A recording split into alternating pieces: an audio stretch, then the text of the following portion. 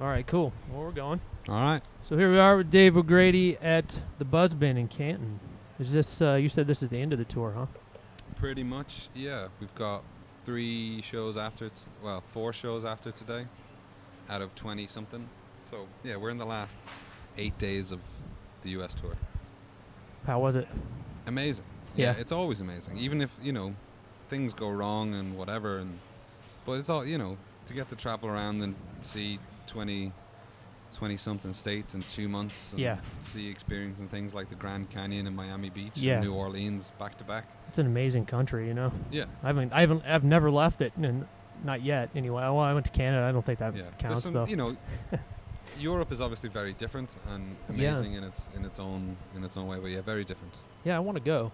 I definitely want to go to Ireland sometime because I have Irish roots, I guess. I'm American, of course, but it would be cool to check it out. And I heard it's different, but it's really a lot of fun. Yeah, it's great. So we were talking about your new material. I was saying the songs that you've written so far, it seems to me that the songwriting is so good that even the acoustic versions come out as well, that's where they all begin. Yeah, right. So when it has to stand up in that format. Yeah. Otherwise, it's just something that's not really good with loads of shiny stuff on it. Right. Yeah.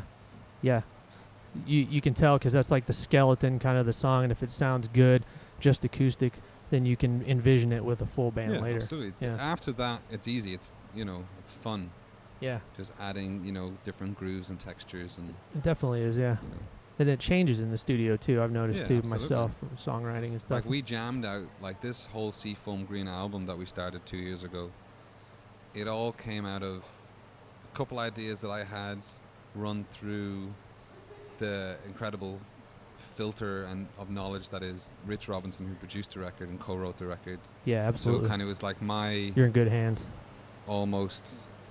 I was quite not naive, but I'd never made a record of that standard with that level of players on that kind of budget or anything like that before, so it was all new to me, but it was cool just going in and saying, having no restrictions, having incredible musicians, having an incredible studio, the best microphones, the great producer, a great co-write, Right.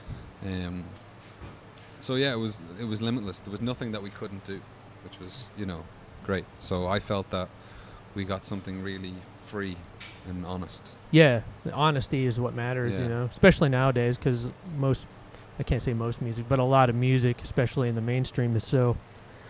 It seems kind of contrived, Yeah, absolutely. There's a number of formulas that sell, a number of topics that they know people like to reminisce about, and some people just try and churn at that. Yeah, it gets boring. Yeah, it's generic. But those particular type of artists aren't looking to challenge people. They're not looking to express themselves. They're just looking to remain an artist. Right. I guess it's like swimming, as long as you're keeping your head above water, you're technically swimming, but you're not Michael Phelps. What I mean? Absolutely, yep. I agree with that completely. Yeah, it's as a listener, not just a fan. I'm a musician too, of course, like you, but just as being a fan of music, I like being challenged that way. There's a lot of records that I've listened to over the years that are masterpieces to me now, and are what I call lifelong music forever. But when I remember first hearing those albums, Amorica is one of those albums. Record. I remember when that first came out, and I was like, "What is this?" It's like, what are they doing? Loud and fast and groovy and it didn't sound like the last record, so it's like it took me like 5 days to get it. But after that, I was like, "Oh, I'm gonna listen to this forever." Yeah. It's one of those things. And I think a lot of people don't like bands who challenge them, especially when you're younger, especially if when you're just getting into music in your early teens, through your teens and your early 20s. Being challenged, or it's not always necessarily a good thing. Like there's some music that I love listening to now because it challenges me. But when I first heard it, I didn't like it because it challenged me. Right. Right. Sometimes you want to put on a song and you go, that sounds nice and cool, and you get on with your day and whatever. But sometimes you sit down. There's a time and a place. Yeah, you listen to like War. I know Rich used to cover it a bunch. It's on the. Oh yeah, right. The first Woodstock. That's right. Record. Yeah. Stuff like that really, where it kind of grates on you and they create great tension in music just to have a great release afterwards. You know, it's all about tension and release, and to appreciate a beautiful melody, I think sometimes something not so nice has to come before it, you know. Sure. And that's the representation of life within music. It's not always good, but it's, you know, you feel it regardless. Yeah.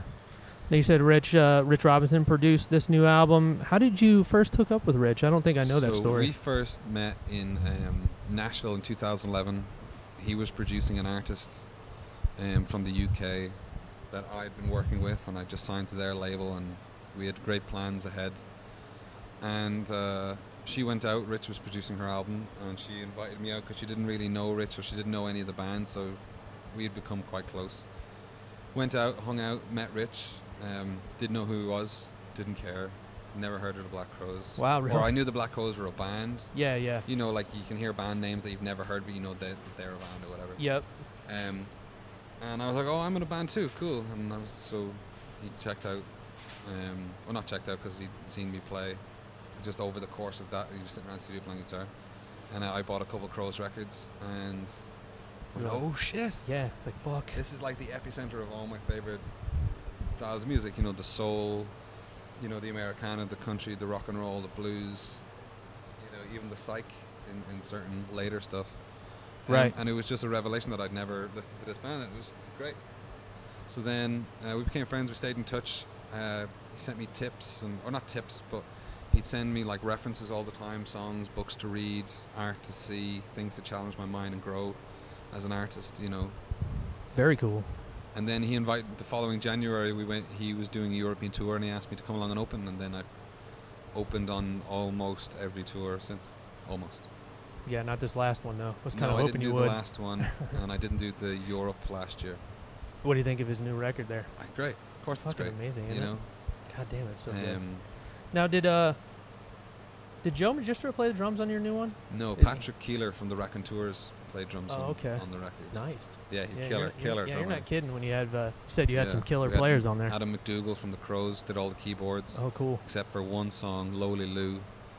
Rami Jaffe from the Foo Fighters was gracious enough to come in and hang out and vibe and play on this song. Nice, yeah. When you're down there in Nashville, you're just surrounded. Well, we did so on my record we did in Santa Monica. Oh, okay. But the record that we did in Nashville, well, that Rich and this artist did, I was just hanging out. Oh, okay, I got the two confused. I thought you were down in Nashville. Steve Gorman played drums on that record. And Audley Freed played guitar. Oh, nice. So, well, dude, you're almost in the Black Crowes. Yeah, well, you know, I played guitar on one song that I think it's on the deluxe version, and I sang backing vocals on one song. I'm uncredited, but oh man, what's up with that? That's, you know, someone was spiteful along the way somewhere involved and just removed it, but that's nice. okay. I know I'm on there, and I don't particularly want to be associated with that. Well, that's kind of an just experience thing anyway. That person, you know. Yeah. Well, that's cool as hell. But yeah, Rich rang me January 14th at 1 a.m. in the morning, and because he told me in 2011 that he was like, hey, I was going to sign a deal at the time, said, hey, don't sign that new deal, I'm going to start a label and I'm going to sign it. And I was like, fucking yeah. And so that never happened at the time, so I signed this other deal and went on to making work with some people that, you know, I learned, but nothing positive came of it. And then he rang me, like we stayed in touch a lot between then, but he rang me with the offer of signing me to his label in like 3 years later. Like he remembered, and he was like, he's a man of his word, you know. Oh, cool. But yeah, so that's probably a little disappointing when it doesn't work out at first. You're like, oh damn it. Yeah, but I've been through it enough now where I've had a couple deals that almost happened, or a couple things that, you know, so you just now I don't get excited until I'm on the plane. Right. Like even before this tour, people were like, you must be so excited. I was like, I will be when I'm on the plane. Yeah, right. Yeah, that's kind of how you have to be with anything in life, really. I keep my expectations low, and if it turns out high, then, you know, it's a surprise. Absolutely. You know, I'm generally a positive person, but so we went and made that record.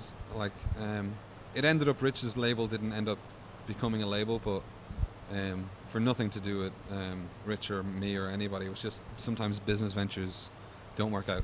Yeah. But we got to make it a great record in the time frame that we thought it was going to work out. And I have that record now, and it's coming out on Mellotone Records, which is my friend's record label in Liverpool, England. When is that coming out? So it's coming out the first week of November. So you can pre-order it now from mellotonerecords.com. or .co.uk. I'm not sure. And it'll arrive probably the first week or so of November. Is it going to be on iTunes and all that? I was looking for it on iTunes today. I don't know. Sad. I assume so. I don't particularly want it up there, but no. Because I want if people to buy it, I want them to get in touch with me and say, hey man, I want your record. Oh yeah. And I'll send you a record, and it'll cost the same as it would on iTunes, and then you can put on your CD. But you know, I'm not a big enough artist to be really cutting off my nose to spite my face. You know what I mean? It's like some people only buy it if it's on iTunes, and I don't want those people not to have the music because of some sort of self-righteous stand that I've taken. Yeah, I mean, you kind of. But it might not be on Spotify. Well, let me tell you about Spotify. They don't. Their rate of paying you is it's so low. 0.006 cent per play. Sometimes it's 1. Yeah. Like, because we get itemized statements every couple months, you know, and it's like 1 cent. Yeah. It's like, that's almost insulting, fuckers. It's like, why bother? It's like, ooh, thank you for my 1 cent. Yeah. I don't know. We'd throw it on there because, you know, it's 1 cent we wouldn't have. You know, having, obviously, we've driven something like 5,000 or 6,000 miles on this trip already. Mm-hmm. And it's great having Spotify on our phone because every morning when we're in the lobby of the hotel or Airbnb or checking out. Yeah, traveling, it's perfect. We all put like 5 new records on our phone from Spotify and we listen to it and it's great. Yeah. But that's the music fan in me who digs it, but the artist is like, nah, man, Spotify can suck a dick. Yeah. Yeah. Well, it kind of takes away like, you're not going to listen to, most people don't listen to albums on that. Yeah, but the problem of Spotify is it's not that Spotify aren't paying anybody. Spotify pay the labels a decent amount of money for using that money. It's the labels don't pass that money on to the artist. Well, that's been since the beginning of time. So a lot of people hate on Spotify, but it's the whole system is fucked. But that's why people just need to come to gigs, buy the CD, buy the vinyl, meet the band, you know, hug the band, touch the band, you know, you're real, have a human experience with the band. I agree. Then you have this piece of music. It's like, I got this from the band. Yeah. You know what I mean? And you'll remember that. Whether it's a good record or a good band or a bad record or a bad band, it's like, I got this from the dude, you know, or the girl or whatever. Right. I mean, at the end of the day, that's what you want to happen. I mean, that's what we need to happen. I mean, now. I mean, because there's no money in albums anymore at all. So, you know. But yeah, I think any live artist would rather have that. I think that's kind of working towards that. But on the pay side of things, I think iTunes is very fair. I mean, iTunes is what 79 cents for the track, or 99 cents, and the artist gets most 60. Of it. More than half. Yeah, it works out. There's another one called distribution company called CD Baby. I don't know if you heard of them. Yeah, they're great. Yeah, CD and they Baby sell are like a middleman between iTunes and Spotify. Yeah. But they sell physical copies on there too, which is great. I don't know if they do vinyl yet. I think CD Baby are doing the new album actually. Yeah, just go that route. They'll throw it all on everything for you. Well, you get to choose what you want to put on there. Yeah. So, like if you don't want it on Spotify, just click the box. Yeah, you just go through a set list. I love CD Baby, and they're good people too. I've talked to them many times, like via email and on the phone. So. Yeah, I use this other company who I won't name, but they do the same thing as CD Baby, and they were so shitty. Yeah. Like it came out 10 days late, and no reason why. It just did. Yeah, they've never. But on the kind of the ethos of paying and meeting the band and whatever, I started doing it on the last Rich tour when I was opening on the acoustic tours, whereas I'll let people choose their own price. Oh yeah. For the CDs and I only have CDs and posters, but that's a great idea.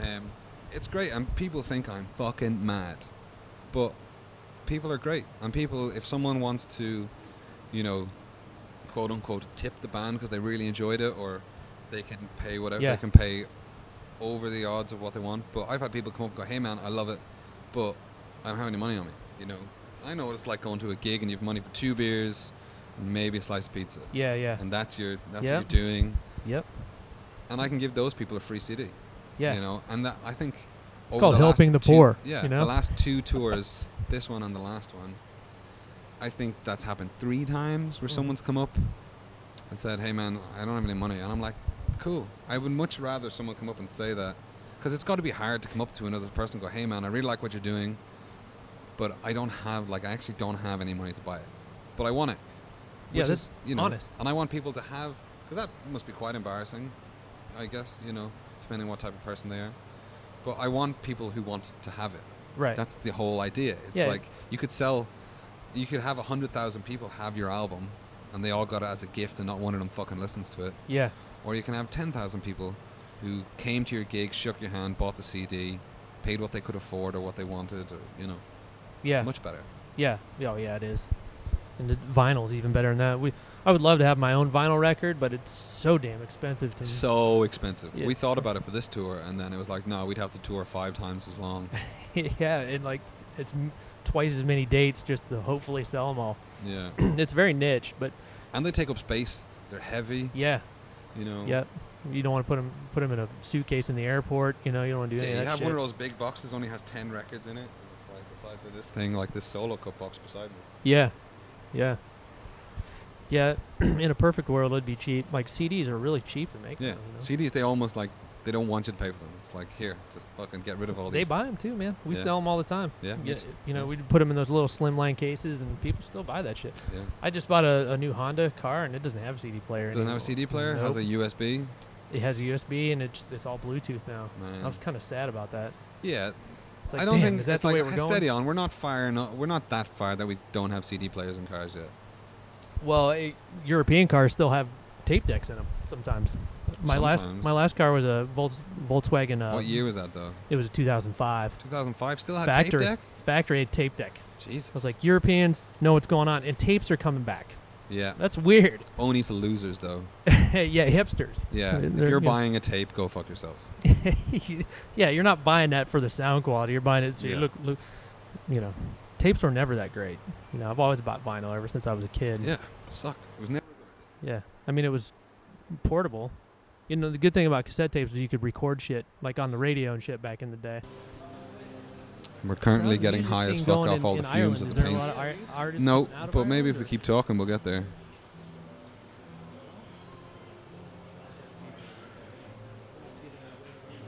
I'm not sure. Well, where can everybody find your stuff? So online. Obviously, if you go to seafoamgreenband.com or daveogrady.com, they all pretty much have the same thing on them now because of the transition from the solo quote-unquote persona and social media and whatever to the band project. Yeah, I was gonna ask about that because I found it kind of hard to decipher. I know. Well, I think like between the two. Well, there is no. It's both you, right? Yeah, there is no two, I guess, anymore because Seafoam Green is what I'm going to be doing for the foreseeable future. So, like, obviously, there's a lot of Dave O'Grady content. It's just a name change, basically. Like, it's a band. Seafoam Green allows me to invite a lot more friends and vibes to come play with me, and the band's a different setup most times. Like, I have a dedicated band in the UK, but we have different people come and sit in, and different players and different singers and things. So it just allows a bit more freedom. Plus, it's easier to. There's just so many people with a semi-Irish sounding name that play folk music, and and I've been doing that for a long time. And then when Rich wanted to start this project with me, he said from the get-go that he thought that it should be a band's idea. So instead of Rich Robinson producing the next Dave O'Grady record, it was Rich Robinson co-writing and producing a project that we were both invested in for a time. It's a good idea. It's better for branding. Yeah, absolutely. And I'm looking forward to not just being Dave O'Grady, local fucking acoustic troubadour, fucking like everybody else. I have a pedal steel player, we have organ, we have backing singers, we have electric guitar. It gets groovy with elements of Crows and Little Feet sneak in, and it's a lot more. That's why I can't wait to hear it because I've only ever heard you acoustic. Yeah. And I'm a big band guy myself, so I'm like, I want to hear both. So I'm pumped to hear that. And I don't think we covered what's the name of the record. The record is called Topanga Mansion. Yeah, it's a really cool album cover too. That's the album cover on your website. That's the place that I stayed in when I was making the record in the Topanga Canyon. Rich got me that place. It's his mother-in-law's old house. Oh, nice. And as soon as I got there, the vibe was just unreal. Yeah, it looks fine. So I took some pictures in the first couple of days because I was there for a week before we did anything, just kind of writing and getting climatized and whatever. So, I took some pictures, and the cover of the EP is a picture that I took on Pacific Coast Highway of the Pacific Ocean, and so it's cool. It's not like we made a record, and then I went and did a photo shoot and make me look cool, man. It's a fucking record. No, I just took loads of pictures when we were in it of like scenery and things, and that's what's come to be all the artwork. So it's a real genuine, honest package. And when you're listening to it, you're hearing what I heard, and when you're looking at it, you're seeing what I've seen, because there's very few overdubs, except for the vocals. But all the music is what we did in the room, you know. So I hate records where the sound of that, the vibration of that album or that music never actually existed in any time, you know what I mean? Whereas I know on each song what take it was, and nothing's more than, I say, probably one song's probably the 5th take we did, but a lot of stuff is like, here's the acoustic song, and we'd have a little chat on kind of this piano sound and this kind of keyboards and this pedal steel. We did it, now let's flip that around, and then like by the 3rd take it is what it is, and then maybe the 4th take is just the, alright, that's it. You know, so it was really freeing, and it was scary as fuck for me, coming in as I think I was 25 when we started making it. I think. Age am I now? 28, yeah, so. Plus, they're all amazing players, and I know who. I'm the only one in the studio who's not famous. I'm the only one, you know, on the record who's not already quite. Is it hard to assert yourself when you're around some guys that have been around the scene for a while? Like assert myself, like as far as your vision of what the song should be. No, like because Rich knew what I wanted, and Rich knew what he wanted, and he's the producer, so like, it's his, you know. A lot of his ideas, because he has the catalog in his head and the references, and we'd go on YouTube or whatever and go at this kind of pre-chorusy vibe, and let's create some tension here and stuff. So I didn't have to assert myself, because I didn't feel the need that I was telling them what to do or anything. You know what I mean? It's like, here's my song, or here's our song that we wrote together, and then we talk about it, and there were just suggestions. There's no like, no, you need to do this. There was none of that. There's no. That's beautiful. It was a really positive environment. Yeah, when you get a studio environment like that, it just makes it go so much more smoother, and I think the end result always is better, even if it's just something it wasn't what turned out. Yeah. It wasn't the original idea. It turned out better usually. Yeah, I mean, that's exactly what I was going to say. Like, it's like when you're in the studio with someone of that ilk, you go, I want something kind of like this, and the thing that they play is so much better than what you originally wanted. You're like, oh yeah, fuck what I want. That, yeah, play that. You know? Yeah. Once you hear it, that's the dopamine drip you get. That's the satisfaction you get out of like creating something. You're like, oh, this is beyond me and my idea.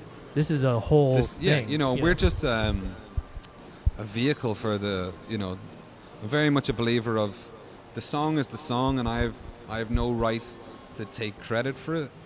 Like, I wrote it, or we wrote it, or whatever incarnation of who wrote what in what particular song.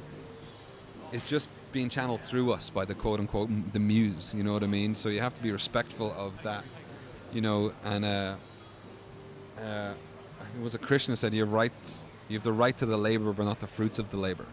So the fact that you get to do it is your credit or your payment, not the...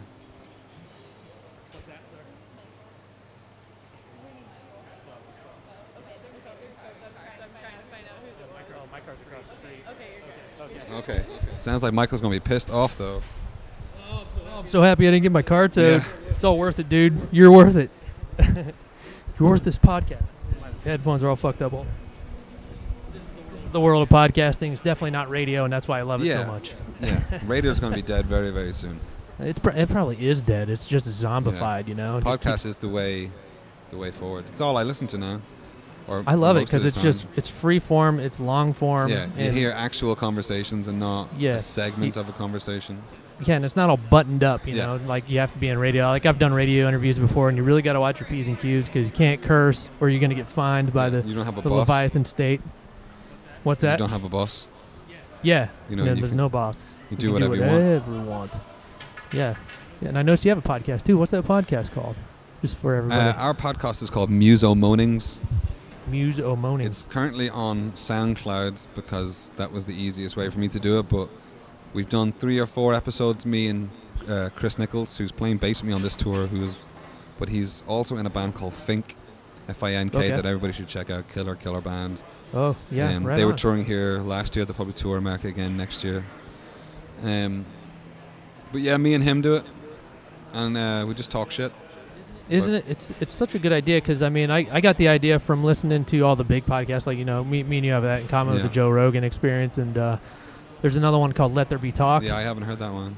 Oh, that's a great one. You should definitely listen to that. It's an ex-musician who's a stand-up comedian now, but he has a bunch of musicians on all the time, big guys and small guys. But the Mark Maron WTF podcast is another great one because that's a good one. Obviously, again, it's long, not as long as the Joe Rogan. They're roughly about an hour or 90 minutes.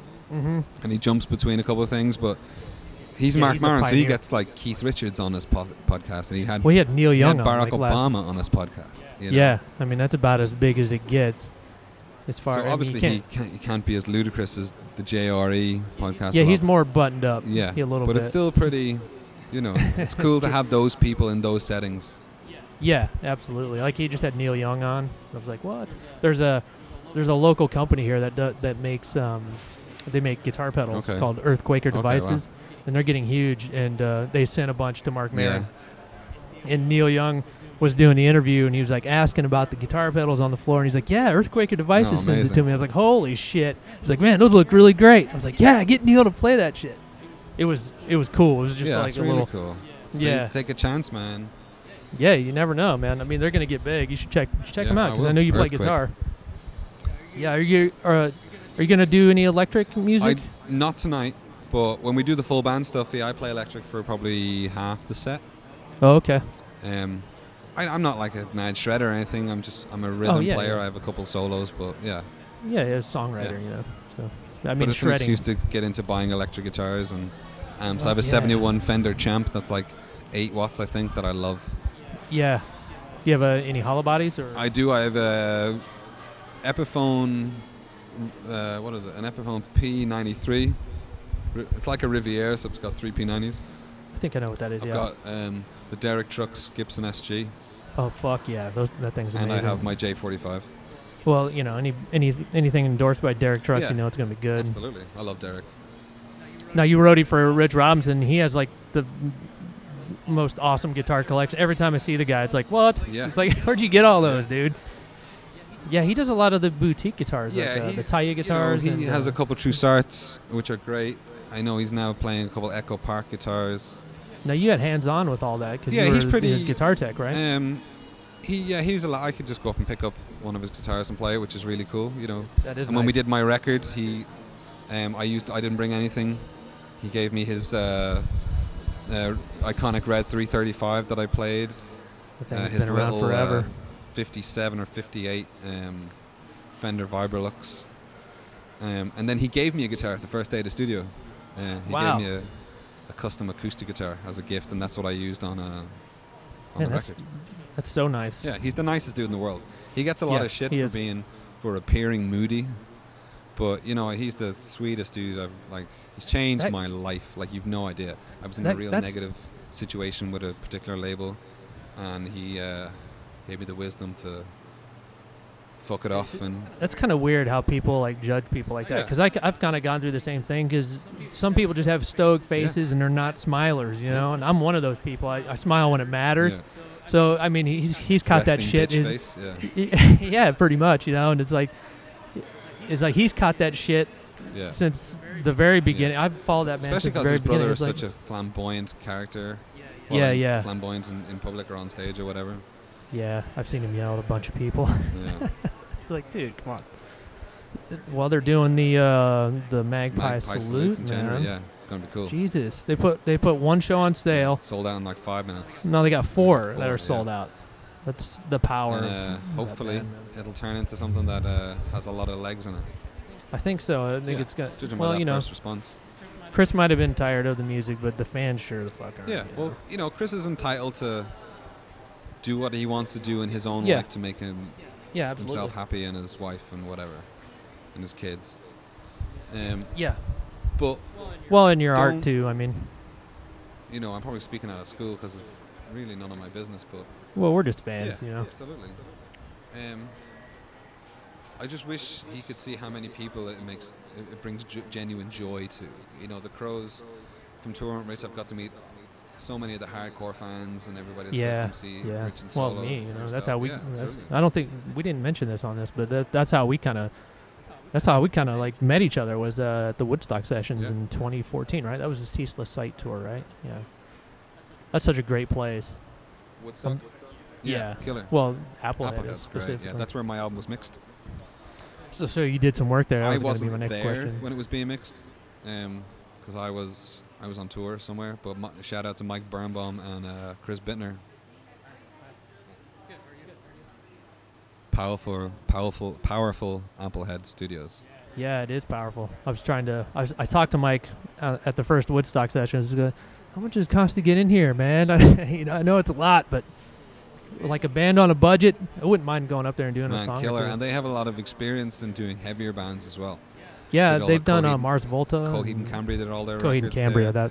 and I'm not sure Mars Volta. Chris Bittner played bass on the first Coheed and Cambria record as well. Did he really? I think so, because Chris also engineered that first record in Nashville when me and Rich met first. Oh, okay. I'm sure Yeah, he played bass on the first He one. must be a monster bass player then, Yeah. because that band He's is just a monster, tight. you know what I mean? Chris is such a great dude. And It's an interesting story behind that property back there. Well, that whole town, just that little village of Woodstock. It's so legendary. yeah, Even though it's getting to be a long time now since all that happened. Well, when I went up there, the first thing I was thinking was, God damn it, how did all these people get in here? Because it's just, I'm sure back then it was just one lane road all the way up into that mountain town. It's like, God, that had to have been a nightmare for like a week. Getting all up there. it's killer though. It's beautiful up there. We took a detour through Saugerties to go to Big Pink because my fiance Natalie works for a music magazine called Bido Lito in Liverpool.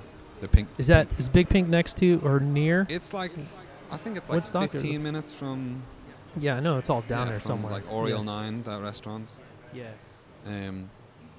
What was I saying? Yeah, Natalie works for Bido Lito, and Seafoam Green, the full band, we're recreating The Last Waltz on the 25th of November in Liverpool in the Philharmonic Theatre.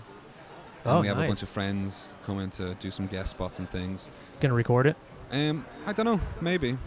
Sometimes it's fun when it's not. You just do it, and whoever's there is there, experiences it, and they remember it.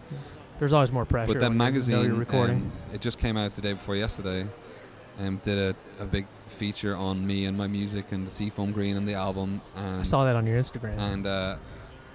And that would leading up to The Last Waltz. So we did some photos outside just to tie it all in, which was great. Cool. Ground. That's really cool. Nice. Well, I think we got enough time here. I don't want to take up too much more of your time. Thanks for having me, man. Thanks for thanks for doing this with me, man. I really appreciate it. Pleasure. Well, good luck on the show tonight. I'm sure it's going to be Thanks, awesome. I fucking always enjoy watching you play, and let's do this again next time you're in town. Absolutely. Cool. All right. Thanks, man.